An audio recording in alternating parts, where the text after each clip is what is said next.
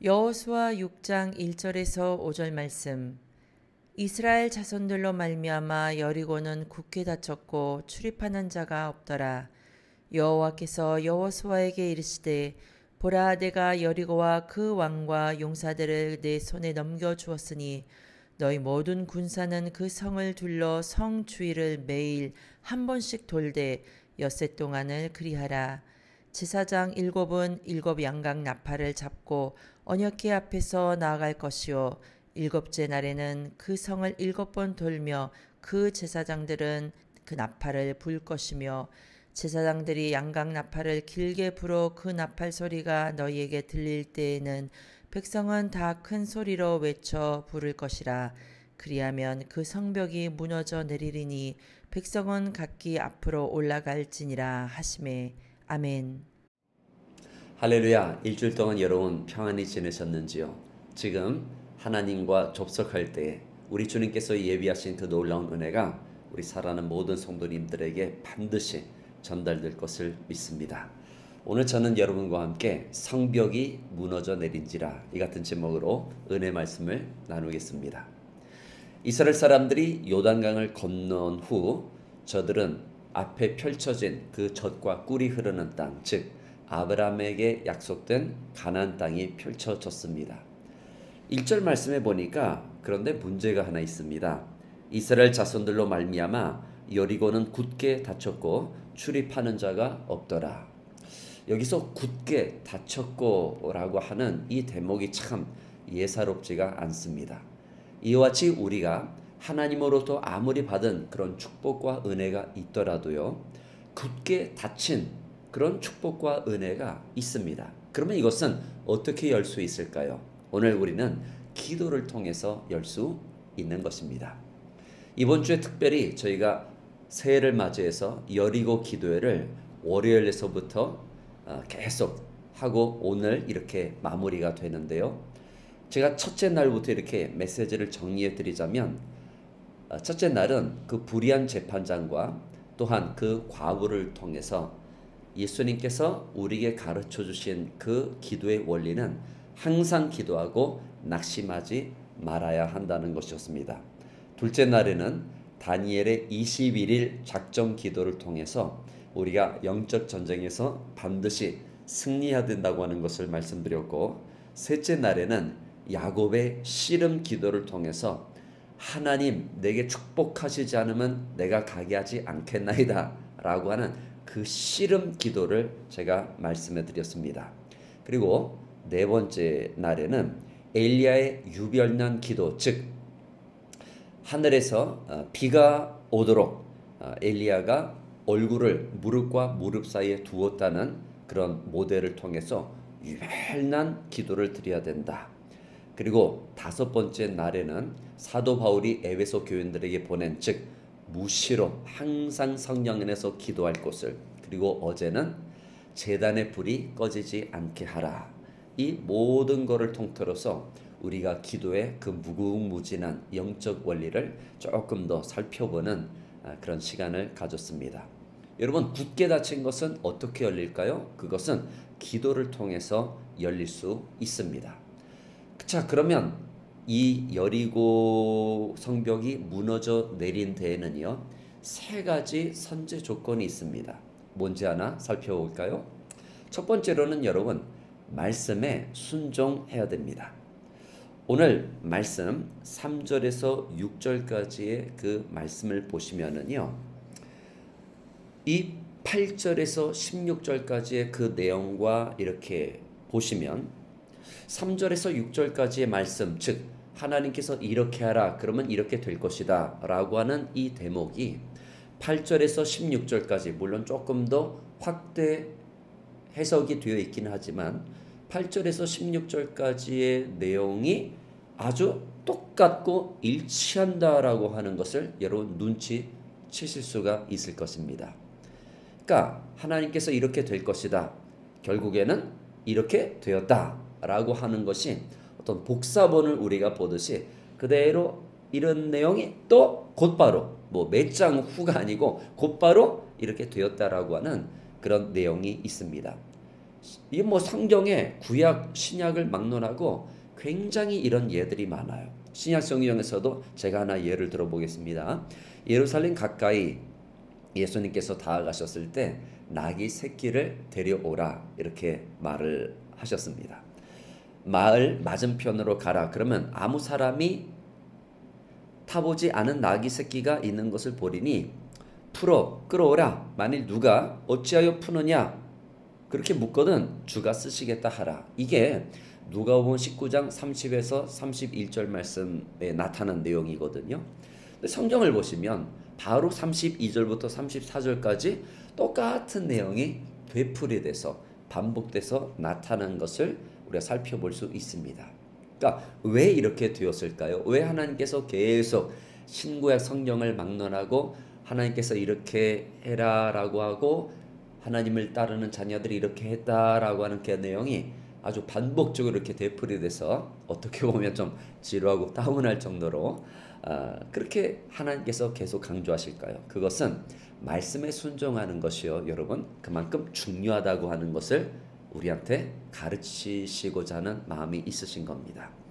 시편 119편 50절 말씀에 이 말씀은 나의 고난 중에 위로라. 주의 말씀이 나를 살리셨기 때문이라. 아멘. 하나님의 말씀이 결국에는 우리의 영혼을 살리기 때문에 그 말씀은 반드시 우리가 순종해야 되는 것입니다.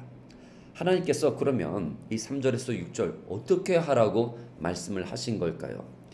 첫 번째로 무장한 자들, 두 번째로는 나팔 부는 제사장들, 그리고 세 번째로는 언약궤, 네 번째로는 후군, 이렇게 행진을 하라고 그렇게 말씀하셨습니다.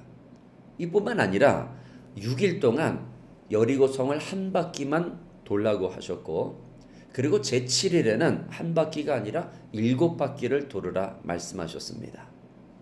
여러분 이렇게 생각할 수 있죠. 아니 왜 뭐 그냥 빨리 어떻게 그냥 몇 바퀴 돌면 안 되는 것일까요? 근데 여기에 하나님께서 테스트하시고자 하는 그런 마음이 있으신 것 같아요. 그것은 이 백성들이 얼마나 순종하느냐. 결국에 순종했을 때 여리고 성벽이 무너지게 된 것입니다. 오늘 간절히 바라옵기는 여러분은 하나님의 말씀을 알 뿐만 아니라 반드시 듣는 자뿐만 아니라 행하는 자가 되어서 많은 결실, 특별히 여리고 성벽이 반드시 무너지는 놀라운 체험이 있으시기를 바랍니다. 둘째로 찬양은 끝이 없습니다. 10절 말씀을 보실까요? 여호수아가 백성에게 명령하여 이르되 너희는 외치지 말며 너희 음성을 들리게 하지 말며 너희 입에서 아무 말도 내지 말라. 그리하다가 내가 너희에게 명령하여 외치라 하는 날에 외칠지니라. 아멘. 침묵을 할 것을 말씀하고 있는 것입니다. 왜 침묵하라고 했을까요? 어떻게 보면 여호수아가 자기의 영적 지도자 모세가 당했던 것처럼 너무나 이스라엘 사람들이 원망을 잘하고 불평을 잘하고 그래서일까요? 네, 거기까지. 아무쪼록 아무 말도 하지 말라 그랬습니다. 그런데 아무 말도 하지 말라라고 하는 것이 찬양이 그친다라고 하는 내용은 결코 아닙니다, 여러분. 왜 그러는지 8절을 보십시오. 나팔을 불고 13절을 보세요. 나팔을 불고. 그러니까 이스라엘 백성들은 침묵 속에서 한 바퀴 또 그 다음날 또다시 한 바퀴 침묵 가운데 행진을 하였지만 제사장들은 계속 나팔을 불었다는 것입니다. 여기서 나팔이라고 하는 건 여러분 이스라엘의 양각 나팔을 가리키고 있는 것입니다. 혹시 궁금하시면 인터넷에 한번 검색을 해보세요. 이 양각 나팔. 이 양각 나팔은 여러분 이스라엘 고유의 하나님을 찬양하는 성별된 악기로 간주가 되었습니다. 어느 글에 보니까 이런 양각 나팔에 대한 해석이 있더라고요. 두 가지 의미가 있는데 첫 번째로는 하나님의 임재를 선언한다고 하는 것입니다. 하나님의 임재. 그리고 둘째로는 하나님의 왕권을 선포한다는 내용이랍니다. 그러니까 양각 나팔을 불 때 하나님의 임재를 끌어들이고, 둘째로는 하나님의 왕권, 이것이 뭐 여리고든 뭐 어느 지역이 됐든 하나님의 왕권을 선포하는 그런 의미를 담고 있대요. 여러분 참 기가 막히죠. 이 양각 나팔은 하나님께 찬양을 드리는 행위로서 오늘 이 여리고를 둘러싼 이 찬양은 특별히 특징이 하나 있는데, 여러분 승리 이후에 불렀던 찬양이 아니에요. 여러분 출애굽을 하고 난 다음에 어떻게 다 이스라엘 백성들이 하나님을 찬양하죠. 여호와께서 뭐 능력이 많으시고 이집트의 그 모든 말과 병거를 다 물에 잠기셨으며 이렇게 찬양을 하죠. 승리 이후에. 그런데 여리고 찬양의 특징은 그게 아니라 승리 전에 이미 승리했다고 하는 것을 알고 찬양을 하는 것입니다. 그래서 2절 말씀에 이런 말씀이 있죠. 여호와께서 여호수아에게 이르시되 보라 내가 여리고와 그 왕과 용사들을 내 손에 넘겨 주었음이니라. 이미 승리가 임한 것입니다. 오늘 그래서 우리가 찬양할 때에도 곧 승리하리라 라고 하는 찬양도 좋지만 이미 예수 안에서 승리했다 라고 하는 찬양이 오늘 우리 여리고를 둘러싼 이 말씀이 가르쳐주고 있는 것입니다. 그러므로 찬양은 끝이 없습니다. 계속 찬양하는 가운데 반드시 여러분의 굳게 닫혀진 그 여리고 문이 반드시 열리게 될 줄로 믿습니다. 그리고 세 번째로 큰 소리로 외치라 하는 것입니다. 오늘 5절 말씀에 다 큰 소리로 외쳐 부를 것이라.